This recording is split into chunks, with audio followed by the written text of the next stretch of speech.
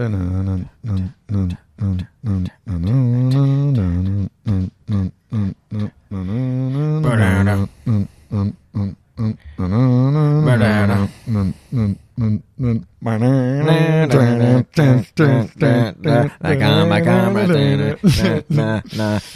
comrades. Woo! What the hell's going on, boy? Hey man, welcome back. Another episode. Another time to talk absolute shite. What do you think of the last weekend, man? No, there was some moments. There was some exciting moments. There was also some dog shit moments. A lot of decisions. Decision fest, that main card. A lot of nothing burgers. You know, especially in the department of like MRSI and Manyfield. You know, I thought these two big boys swanging and banging. It's going to be some KOs to come our way, but no. Yeah. Boring from both sides. But we did call a lot of them on the main card. We got fucking... No, we didn't get Manyfield. We got Mansur, we got Barcelos, Shabazian, Nama Yunus. So majority we got, so yeah, not a bad thing. Oh, Chiesa as well against Scott McGee. Called that one as well. And but Bilardo, that was just a weird one, eh? From herpes to holy shit. I don't understand what he thought was going to come from that. He gets hit. What the fuck was that? And then boom. And then all of a sudden he's knocked out. It's Oscar of the year, though, right? That's going to turn your volume down. Oh, okay. Yeah, it has to be there. Okay. Yeah. Yeah, Oscar of the year, man. Yeah, he's Sterling 2.0. It's Sterling 2.0, and like I think maybe stick to football where they dive and they go around on the floor, because you don't really see that in fighting. In fighting, it's usually like, yeah, I can see Michael Bisping fighting with one eye. Yeah, you know, like kind of tough man sport. People are usually begging the ref not to stop the fight. Yeah, man. And this guy, I mean, fight or flight, he just wanted he wanted to get out of there. There's no other reason. Bro, he got a feel of that bear G, man, and he didn't want a bar of it. Yeah, I mean, the upkick was silly. It was illegal. It was illegal as hell. He definitely shouldn't have done it, but I don't know. It didn't warrant. There was weird, like, no, I'm fighting the ref. Where am I? I don't know where I am. Yeah, butt scoots to the thing. Like, yeah, very strange. But yeah. But anyone that impressed you in the card? Well, let's just start off with Wellmaker. Oh yeah, my lord, he's an animal. Yeah. He is an animal, man. He's got a deadly check hook, and it kind of reminds me of like a Pereira style. Man. Just hands of stone and just sends people. Like I was thinking bantamweight Pereira too. Yeah, he's got like, you know, so many people when they try and say, "Oh, this is the next Pereira." If it's a light, like a light heavyweight, or this is a new O'Malley because it's a bantamweight, but McGregor if they're Irish. Yeah, exactly. But I think Pereira is the best way to describe Wellmaker. He's got 3 KOs in the UFC, all of them walk-offs, and he drills. They say drillers make killers. You know, he drills these combinations and sets up these KOs, and they work every time. And man, you know what else he drills? Before this, he was actually like a welder. Oh yeah, he was, and he quit his job. Yeah, and in that last fight when he got the bonus, he quit his job. So it's just drilling faces now. Yeah, no, so. It was amazing to watch. It made the card exciting. I think he won he made the card worth it in a way. Like it was that big, oh my awesome Lanta moment that you kind of need. You know, you need something like that to like remember. Oh yeah, do you remember that pay per view? Yeah, because everything else was kind of a little bit. Unfortunately, the main event was a snooze fest. But who else? But Kamaru Snoozeman. And okay, I'm gonna eat my words. Yeah, with a silver spoon. Yeah, his knees work. Yeah, his knees work. I'll eat my words along with the tuna I've been eating because I made a lot of picks. But look, I'm gonna be upfront. Probably 98% of the funds was depend on that fight. A lot of multis or parlays, and it that ended in Buckley. Just give me one sec.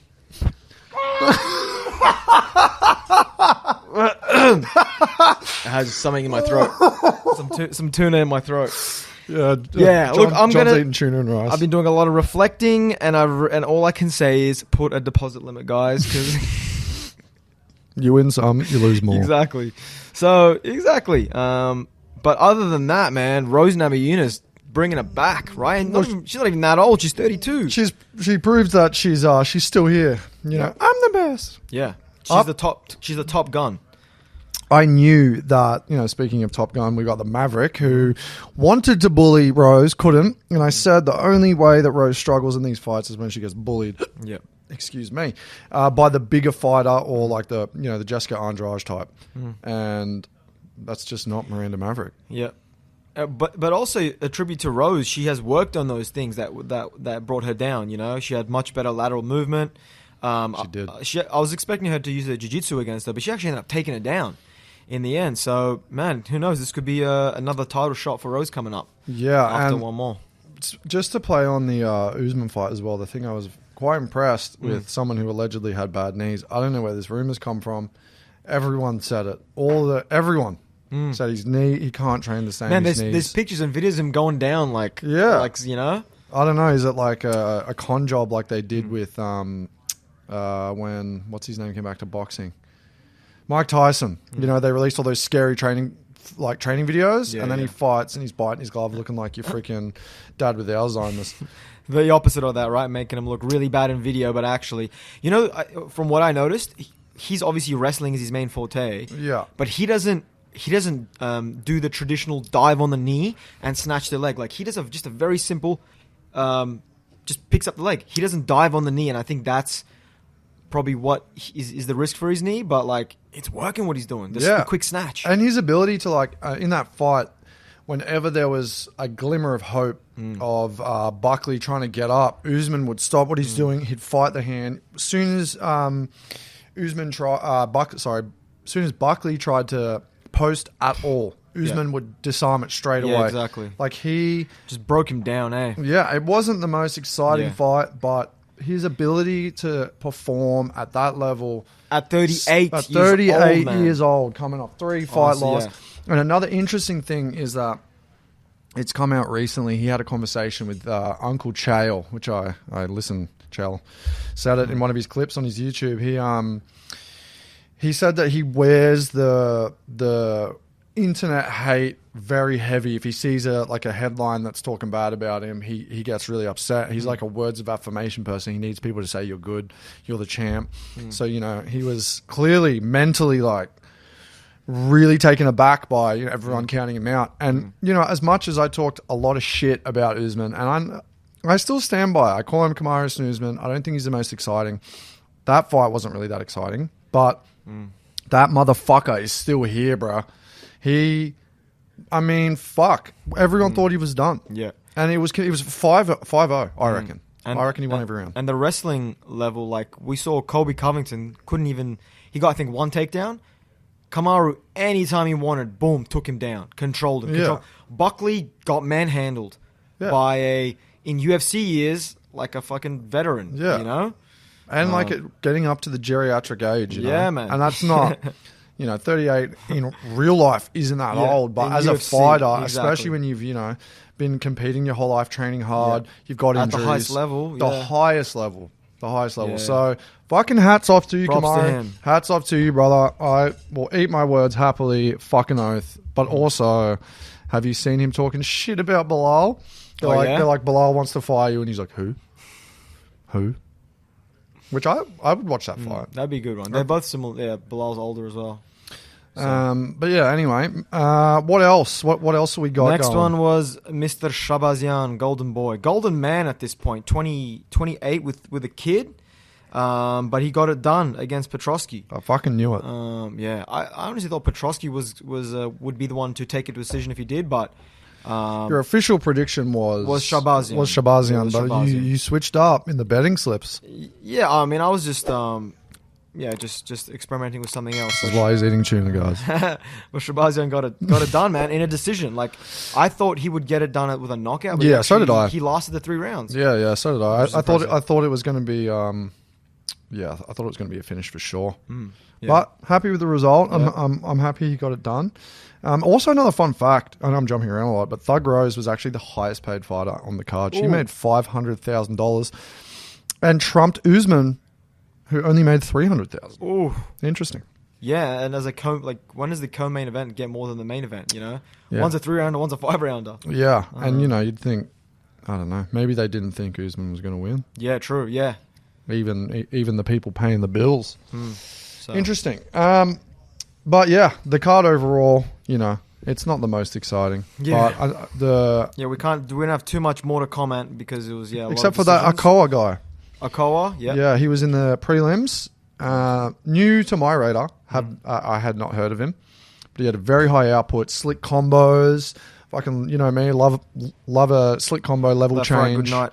And yeah, it was sick. So Yeah. props to him. I'm going to keep my eyes on that guy for sure. The other one that caught my eye in the prelims, and I'm not going to be keeping my eye on these guys because they're probably close to retiring, but it was a good unk scrap, as we were saying. Michael Chiesa caught McGee. Yeah, it was. That was actually kind of, that's what I like about it is you can enjoy this sport at any level. It's like, okay, yeah, the top of the top is always going to be the best, but you could see two old dogs go at it. Yeah. Or like in some places, kids.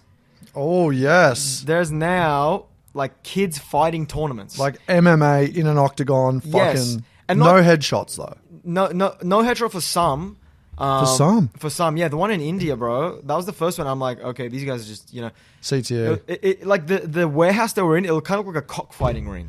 But then, so standard. yeah. But then there's like these kids stepping in, and actually they're fucking decent, man. Like they actually have good jiu-jitsu, like decent striking, like maybe more technical than some of the stuff I've seen on TV. I mean, the fact that they're competing in like this high intensity, mixed martial arts environment at such a young age is fucking terrifying for man. like the old heads when they're old enough to kind of get into the UFC because they're, a lot of people, they do like karate or jiu-jitsu, but to do full contact, Take them on the ground. but then there was no elbows. Like there was So it's still not like some more- rules. yeah. It's not fully like that, but I mean the brain damage from a young age is fucking scary. let the brain form. Man. Do not allow head strikes with children. Like that's pretty fucked up. I agree.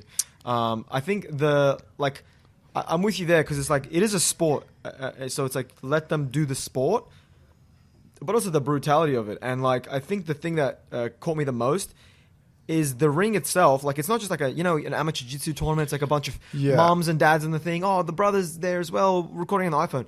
This was like it wasn't a packed stadium, but it was like an old warehouse. And there were like guys drinking beer in the crowd and stuff. All the dads. Yeah, Get it's him, like, son. You're not coming home tonight if you don't get this fucking finished. So yeah, that was like, wow, that caught me off guard a little bit. But Yeah, like a full ticketed licensed to sell alcohol event. yeah, like the kids walking in, bro. Like I don't think they had a walkout song or anything. And what is it going to be, Bluey or some shit? But like, I mean, there's not gonna be long. Yeah, but again, what do we have when we were kids? Barney, Fucking Blues Clues, Blues bro. Clues, dude. Fucking oath. I would Shout out Steve. If I was a kid in the Kids FC tournament, I would walk out to probably like Yu-Gi-Oh! Do. I'll do that. It's because that pumped me up as a kid. And yeah, and I'll just be like this, like throwing my cards out, like I'd come out to fucking, I want to be the very best. No one ever was. dude. This I think we're onto something. We can make this. Yeah. Kids came with more flair. You get the Russian kids, all right? You go before they get sent 2 or 3 years Dagestan and forget. They send Australia 2-3 years. Yeah, Australia 2-3 years. Study. Yeah, study abroad. Punch on in my garage. We'll sort it out. Exploit you. 100%. I'll hit up Karate Combat for the IP on their little fight pit. And just stick it in the garage. But yeah, that's fucking absolutely insane. I mean, would you let your kid punch on in like a contact MMA sport? How old are they? Like 8, 9, 10? How old? Yeah, 6. 6? No, maybe no. Holy fuck. Sorry, not 6, 7. Just get them straight from birth. Fucking Right. get into the pit. I mean, that's what they're doing in Dagestan. They're literally just going, single leg. Yeah, 100%. So You're friggin' 2 years old in Dagestan, you got staffed 6 times. 100%. if you can crawl, you can do a double leg. Yeah. You know? 100%. Well, let us know in the comments. Would you let your child compete in a fucking MMA fight? And if you would, you actually have the copywriting for the music. So what song would they go Yeah, out to? what would be your child's walkout song? And would you let them to begin with? Yeah. We want to know. All right, out of the anyone that's watching on YouTube or listening on Spotify, Hopefully Apple soon as well. yeah, we're going to get the Apple podcast uploaded tonight. Turns out they have a lot of requirements for the pitcher. We got it done. Well, we got it done. Let us know in the comments. Would you let him punch on as a child? Because I don't know if I would. It's pretty fucking wild. But now on to the MMA news. Mm-hmm. Well, you've got some change of heart that I'm sure a lot of people will be surprised to hear. Anyone that knows John especially. Look, I think... Let's do a backstory first. Let's do a backstory. Not too back or back of just a little bit. Back enough. So, John's always been a purist in the MMA community. You know, it's all business, no bullshit. Hespage. We're here to fight. We're not here to friggin' sell sex, okay? So, he didn't like a particular personality. I'm sure everyone knows her, Nina Drama, because she had stuff out a lot, which, you know, it is... They know what they're doing. They're targeting to horny kids, and it feels predatory. Yeah, MMA Guru's got a good points on that, you know. Yeah, they went back and forth. He's the one who kind of put me on that because it's like, okay, MMA Guru, he's a troll. He's also kind of exploiting something. He's not the like angel of the situation. Yeah. Everyone's got their. But like, shit. I'm, you know, I don't think it's good to be promoting all that kind of stuff in like a beautiful sport. Yeah. That kids are watching. That, you know, it's like really just targeting that brain. Anyway. The point is, I'm always open to people changing. And I was impressed when I saw Nina Drama actually wrestling. I never thought I'd hear the word impressed and Nina Drama in the same sentence. Well, there you go, man. Dossie, you were right again. But here's the thing. The reason is, it's like, she's actually walking the walk. You know, she's in this whole thing. She's actually getting in there and doing it. You know? MMA Guru, and I think MMA Guru's done a bit of kickboxing and stuff. But anyway, there's this video. It's hilarious. Like Marab, I know David's not a bit salty with Marab, but I think he's a funny guy. Marab is, honestly, what I have to admit is Marab is like the golden retriever of UFC fighters. Yeah. Always happy, always positive, always smiling, always having a great time. And growing on you by the sounds of it a little bit. Just the way he fights annoys me, but it works. It works, man. It works. No one's got an answer for it. But anyway, I agree with you with the whole, you know, he's very positive. He's always like, just a happy guy. Yeah. And like, he took her to Georgia, and I was like, oh great, she's going to exploit Georgia now. But anyway, they're in this village. Maybe this was a bit relatable with the village that I'm from in Georgia, my granddad. Because they're over there just drinking Georgian wine in the freaking fields. Fuck yeah. And then some Georgian girl goes up and whispers something in Marab's ear. And Marab's like, hey, Nina. She asked if you want to wrestle. And I was like, whoa. And then Nina, I'll wrestle her. Damn, son. If someone has the balls to step in competition. Yeah, well, she doesn't have any cojones. Metaphorical cojones. Metaphorical cojones. She got in there. And, okay, she did not look like she's done any wrestling before. What surprised me was the Georgian girl. She was actually timid and has not done any wrestling. I was like, why did you challenge her? Anyway, props to the Georgian girl for stepping up. But then they started going at it. To be honest, a couple of times, like, Marab was like, engage, what you doing? You know, he had to... It was to jam up a bit. Yeah, it was no 5-star fight. But man, she went for it. She stepped in there. Nina got taken down, instantly popped up, and then pinned her. So, fuck yeah. She walked the walk, and she gained my respect for that. There you go. So there you go. You're on Team Nina. I think she sells merch. I wouldn't go so far as to say that. I just some respect for someone, you know. I think I'm going to get you some Nina merch. Some healthy respect. Nice. Fucking oath. Well, it's all. Yeah. You know what? It shows that on this podcast we have a lot of strong opinions, but we can. Your opinions can be changed. You know, we're all human. Yeah. And you got to give everyone a chance. And actions speak louder than words. 100%. Moving on to some other news. I know it's maybe a little bit... Oh, no, you said this was fresh off the press, didn't you? Fucking Taporia? Which part about the Taporia? He's changing gyms? That was about 2 weeks ago. There you go. Okay, I was right. We didn't really cover that last week, but that's kind of a big change to do right before... When things are going great, you're at the title fight. Yeah, like you're on the way to being a... two-time two-division champion. Yeah. Which is fucking nuts. And like he's been on a tear. You know, I have my opinions on Taporia because he bashed my goat, Alexander Volkanovski. However, he's got some fucking hands. As someone who loves striking, I can't sit here and not acknowledge Taporia is a motherfucker with his hands. It's just he bashed, Volk, and it makes me sad. And the wrestling as well. Actually, we don't see too much of it. Yeah, but he's got very nice wrestling throws. We saw his brother throw a fucking Volk's boy. Legit looked like a 16-year-old boy. Thickness. Oh yeah, that suplex, down man. with the thickness. Yeah, he was falling down after that suplex for sure. Yeah, I mean, it's fucking wild that you change gyms and changes his nickname, man. It's like I think he changed it back. He changed it back, which is also like, well, that's you're doing stuff and you're you're not like fully committed to it. Yeah, exactly. You're not fully committed to it. Pussy. I mean, I wouldn't fight him, obviously. It's just like, pick a name, dude. Come on. Pick a name and stick with it. Little chorizo. Yeah, I like that one better. I like the chorizo. But another thing obviously this is going to be probably one of the biggest fight of the year, right? It's on International Fight Week. So there's so many things coming into it. Like there was a recent picture of him next to Chiwiwis. And then a picture of Chiwiwis next to Oliveira, and just the differential. Yeah. Like maybe it's Oliveira, a big size difference. Oliveira maybe could have been wearing some heels. Like he's a bit of a flamboyant favela boy. Fucking oath. But I mean, I'm all for that. You want to be from the flamboyant favelas. Let's absolutely fucking go. Wear them heels. 100%. You go, fucking queen or king. Fucking oath. But like that size differential, like to me was okay. I know, and here's the thing. We saw him do horrible things to featherweights. But moving up a weight division, we saw Israel Adesanya when he moved up, and this was in his prime when he was just cold, knocking them out stiff. Had nothing for Polish power. Yeah, I mean that size difference though was fucking insane. But I mean, we haven't seen them together. This could be a pretty similar thing. I don't think he'll be as thick, but man, Oliveira's been taking punches from the likes of Justin Gaethje, Michael Chandler in his prime.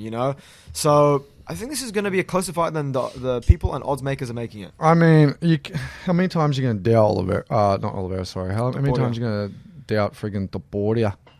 Until he moves to lightweight. This is going to be a real test. This will be a test. If it goes either way, it's going to be one of those ones where people are going to be like, I'm not surprised, Yeah, that's true. I also think, like, the power, the power of Taporia, and if you look at the fight against Chandler, he did get dropped in that first round, and he's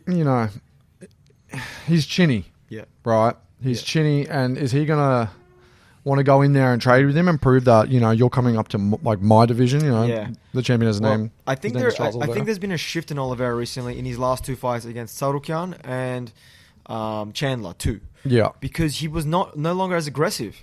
He was controlling the fight with his back takes, winning rounds. So that could be his way to do it. Outvet him. Yeah, for sure. Take him into deep water. You said it perfectly. He's a vet. He's got these fucking accolades. High level fights. Yeah. We haven't seen Topuria go 5 rounds. And we've also seen Topuria get fucking knocked down pretty badly against Jai Herbert. Yeah. So we've seen some some chinks in his armor. Yeah. So don't be surprised, man. Oliveira's got that fucking sharp piston. He does.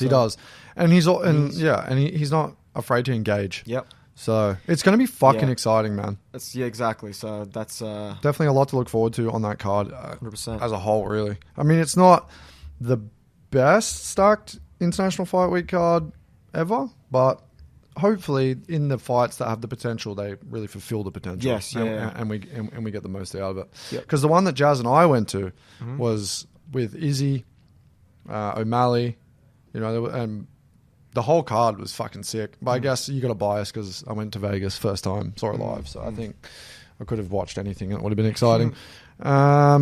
But yeah, is there anything else on the news front that you would like to talk about? I think that's it for me, man. Yeah. If nothing for you, we can get started with before the main card.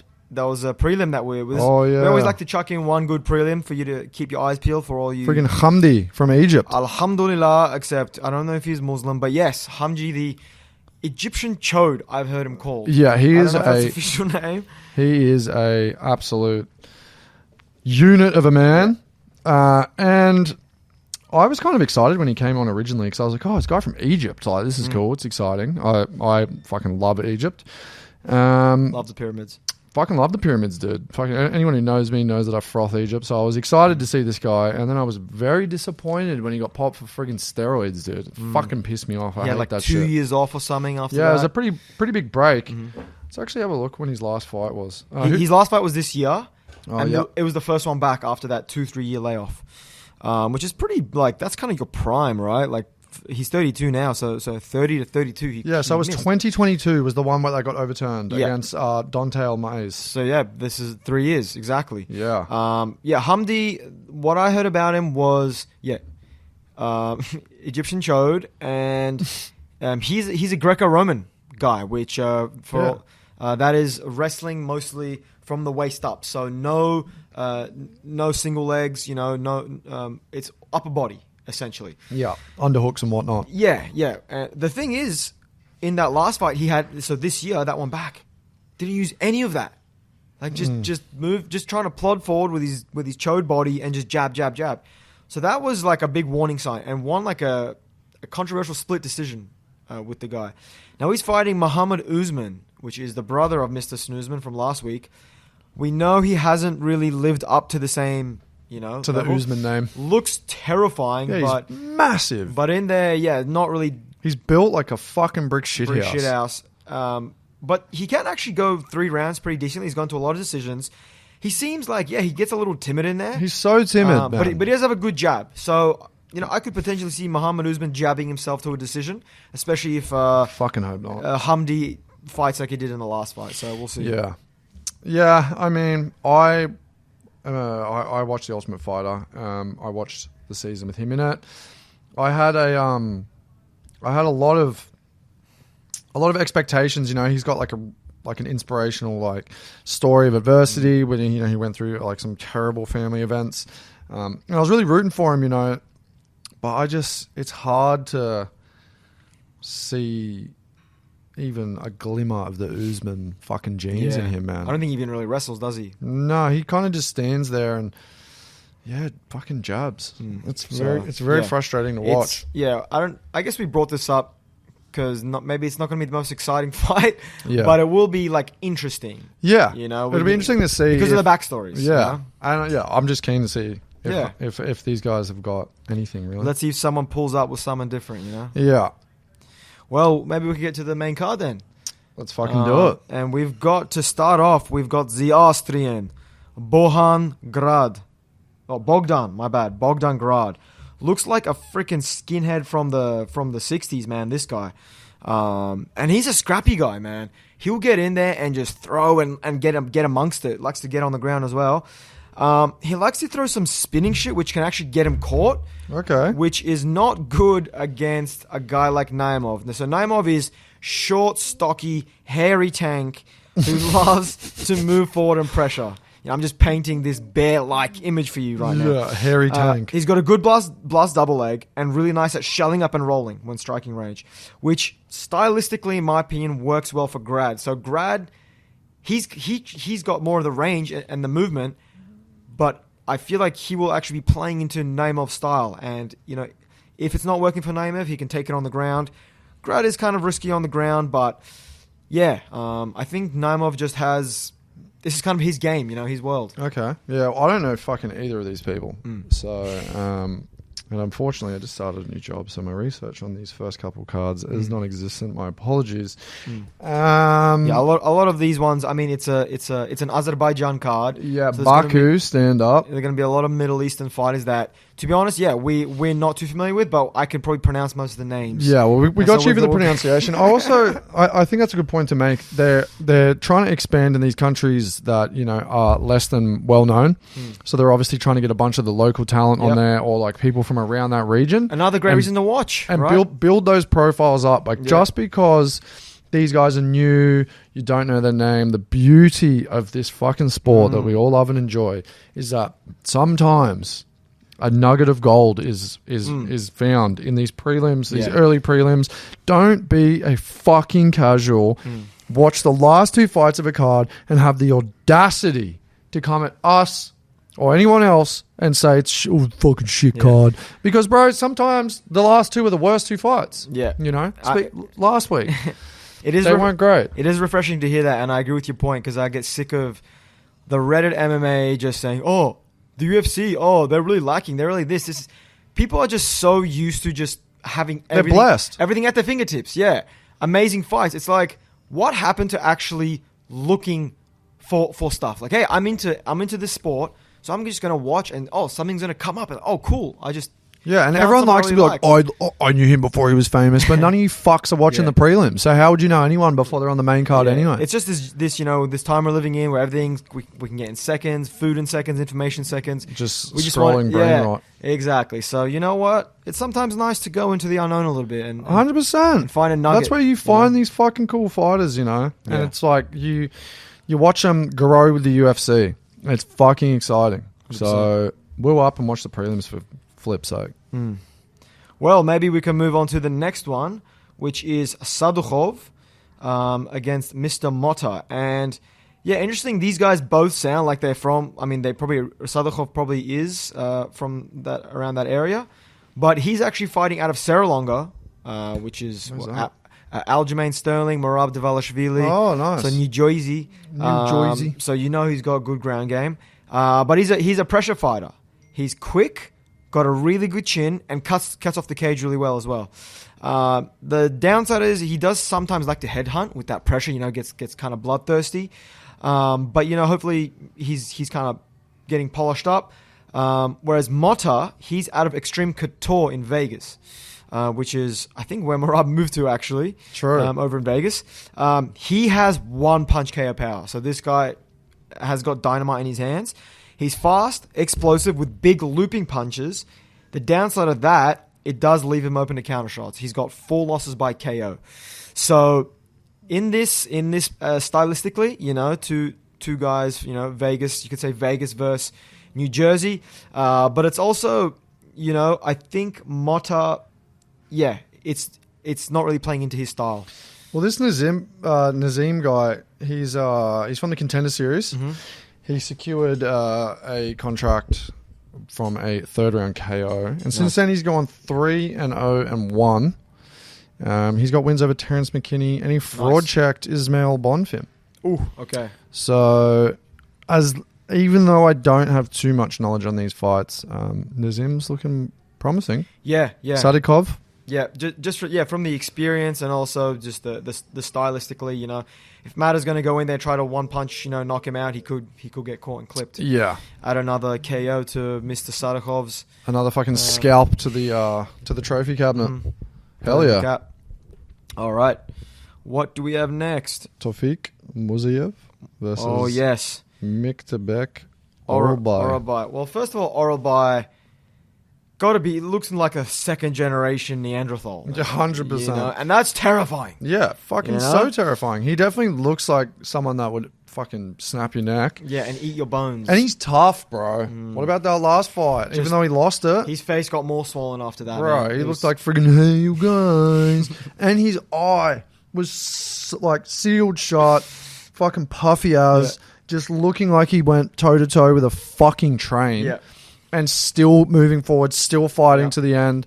Even though he lost, I fuck with that, man. Yeah. That he, you have fight or flight, and he has fight, man. He's got that dog in him. Yeah, he's got that dog in him. And I love it, man. Heart and determination to get utterly bashed, dig deep, keep swinging. I love it. Been in the UFC for 2 years. His competition's been quite low, if we're being honest.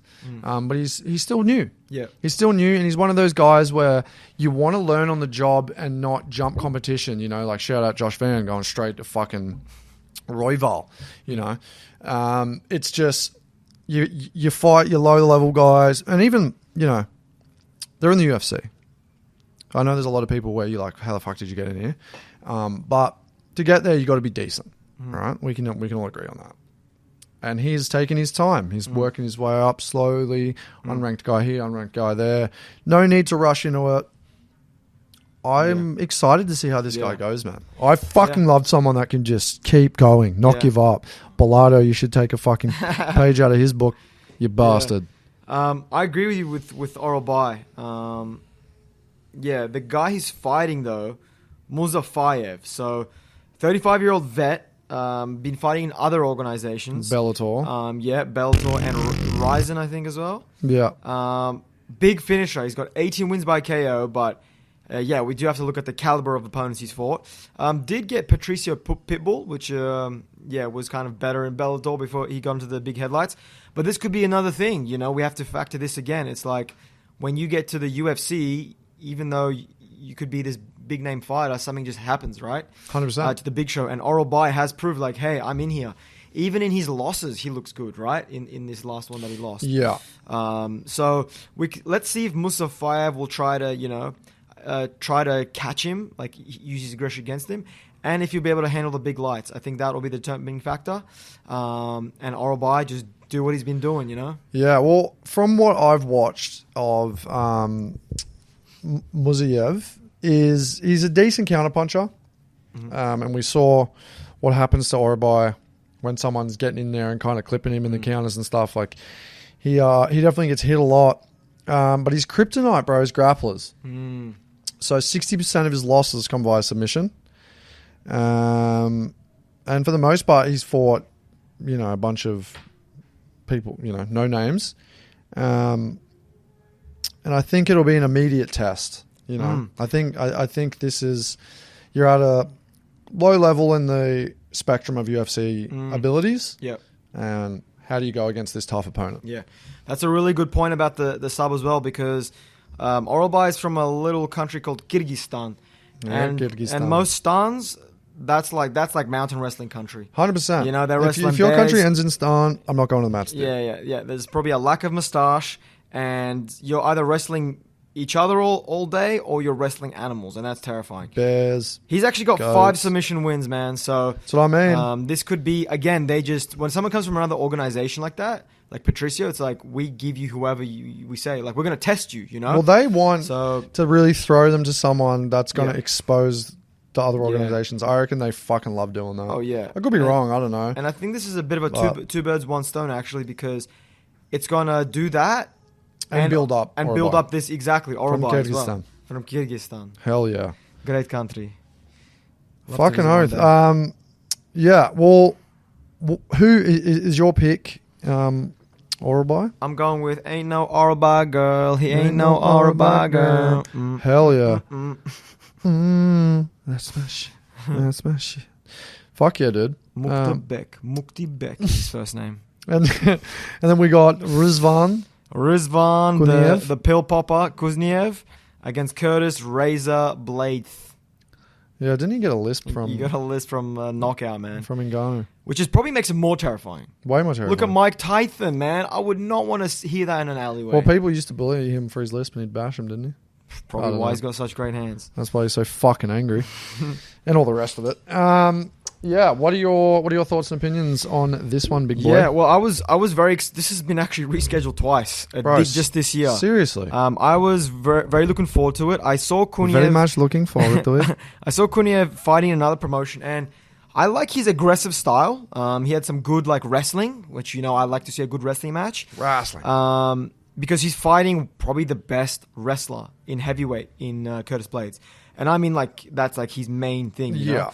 That's his bread and butter. He's been up there at the top, and generally he can't really handle the power punches. That's what's been his, right from getting gold. Yeah. And Kuniev, obviously from that wrestling region as well. Dagestani. So he's got that wrestling pedigree, but he's also got those looping hooks. So I'm a little torn on this one, man. What reads are you getting on this? Well, he's from Contender Series. Yep. That's I'm talking about Kuniev. Obviously, being Dagestani is always terrifying. He actually didn't get a contract from the Contender Series, even though he won, funnily enough. But then he went on the Contender Series again, which was last year in August. A repeat offender. Got a first-round finish, secured himself a contract. Actually, no. It was a 4 minutes and 59 second finish. So, last second. Of the last round, or...? I don't actually know. I didn't write that down. Let's have a bloody look here, huh? And we'll go to Kuniev. But it's interesting that he got the win in the Contender Series the first time and didn't get the contract. Maybe Dana wasn't too impressed with it. Yeah, he wants to see some more finishes. Here we go. If we go here, It's not coming up. Love That's that. all right. Well, anyway, he's Yeah, so... saved it to the last second. Sometimes how assignments are done. Yeah, well, that's it. Yeah. I mean, you don't get paid to go to decision. He definitely made sure he didn't go to decision. He's also, funnily enough, he's got a background in wushu sanda, which is a form of Chinese kickboxing. That sounds like it could be like a lovely perfume or something. Well, yeah, legit. Wushu by Chinese Sanda. kickbox. Wushu by Sanda. Wushu by Sanda. Sanda. Oh, yeah? So copyright that. Yeah, fucking hit me up, brands. Yeah, which is weird. So he did that as in his like teenage years. Okay. And then he transitioned to MMA in his 20s. And now he's 13-2. 6 KOs, Yeah. 2 subs, 4 decisions. Okay. So he's a bit of a, mixed bag of tricks. Yeah. He's got a little, several paths to victory, which is cool. But yeah, Curtis Blades is a motherfucker. Oh, some guy I think was trying to come in. Well, he can't come in. I was just some random dude with some bikey guy, I think. Anyway, we'll deal with that later. I'm really excited for this one. I think the way to beat pressure wrestlers is by putting them on the back foot. Yeah. Right? Buckley couldn't do that. But this is what Kuniev I think can do a lot better, coming from Dagestan and having that wrestle pedigree. So, yeah, I know Blades has more of that high level experience, but I think Kuniev does kind of have the things it takes to beat him, and the odds are like pretty skewed. Yeah. I'm not going to talk too much about betting, but you're still licking your wounds. but a little sprinkle. I wouldn't mind a little sprinkle on Mr. Kuniev, just like that bit of a Russian horse meat powder that he sprinkled that he popped with. Yeah. That's a real thing, by the way. There is Russian horse meat powder, and I just don't think it has. I think this is a bit lost in translation, with Dr. Yachaman's. Anyway, that's all related. It's all related. Well, the thing with Curtis Blades is, I think he's out to kind of prove. Yeah, true. That he's still there. He can still bang. But I don't know. There's something about Curtis Blades I'm not entirely convinced.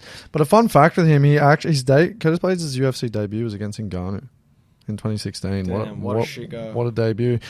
Yeah. Doctor's stoppage after round 2.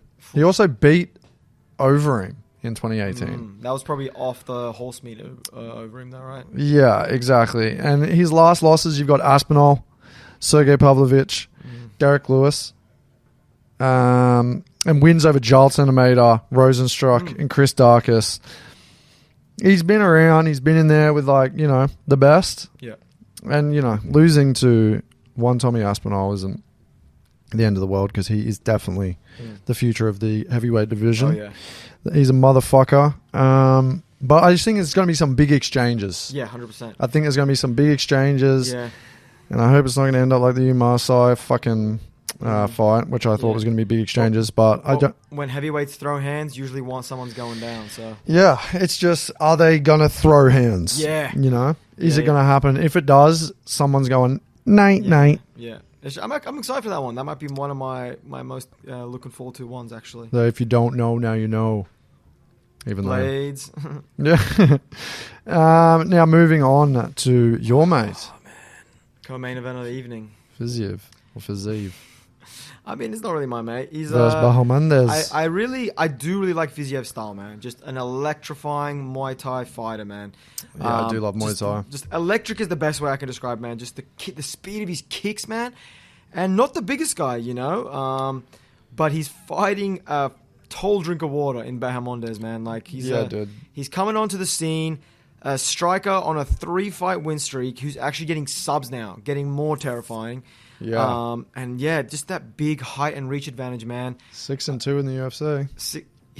I think he's 6'2" as well. There you go. I think he's 6'2". So he just should not fight ever again. So his height and his fight record are the same. Just so it rhymes and it sounds cool. But Fiziev, 5'8", man. I know he's always been the undersized guy, but just with that reach, man, and those quick counters that he's been clipping people with, I don't know if I can. Fiziev is so experienced and so good, but Bahamondes just might have what it takes, I think Bahamondes has got it. I mean, I'm not overly impressed with Fiziev. He's on a 3-fight losing streak as well. 2 from Gaethje. and then one from Gamrot and that weird leg injury. Yeah, where he fucking kicked him and snapped his leg. Yeah. So does he have a friggin' titanium shin bone? Exactly. Or is he's just got a couple of screws, you know? I mean, he looked good in that last Justin Gaethje fight, even though he lost. I mean, look, here's the thing. There's also recency bias. So, 100%. So Bahamondes won over a retiring Jalen Turner, which he looked really good in. And Fiziev, only a decision loss to Justin Gaethje, which was short notice. So, we have to take those factors into account. Oh, definitely. But stylistically, man, I do still think that he has it. Yeah.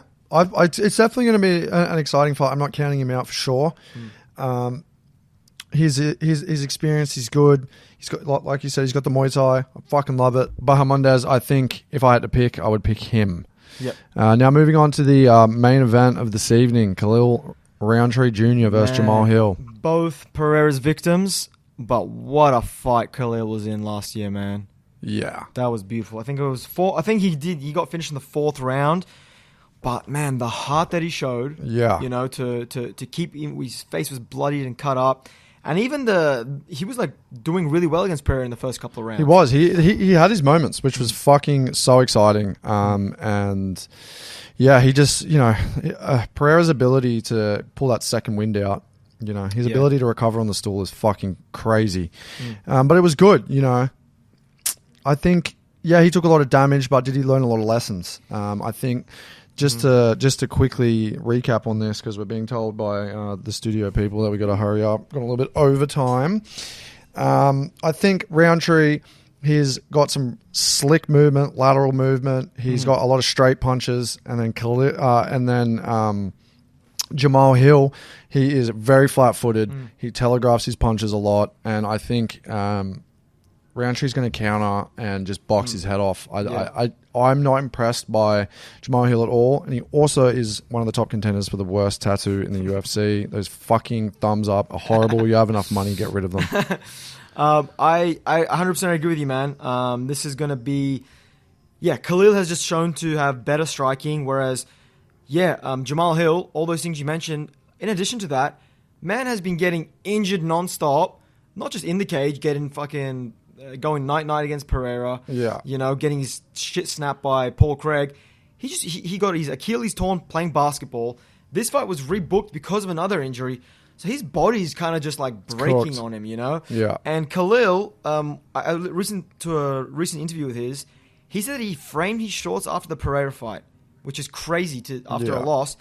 And that was he said to remind him what he did there. And that the biggest thing he took away is he's not afraid of fire. So a man who's going in there and not afraid of a dogfight and going to war, I think that's it's worth its weight in something for sure. Especially in a 5-round main event, man. That's where it can really count. Yeah.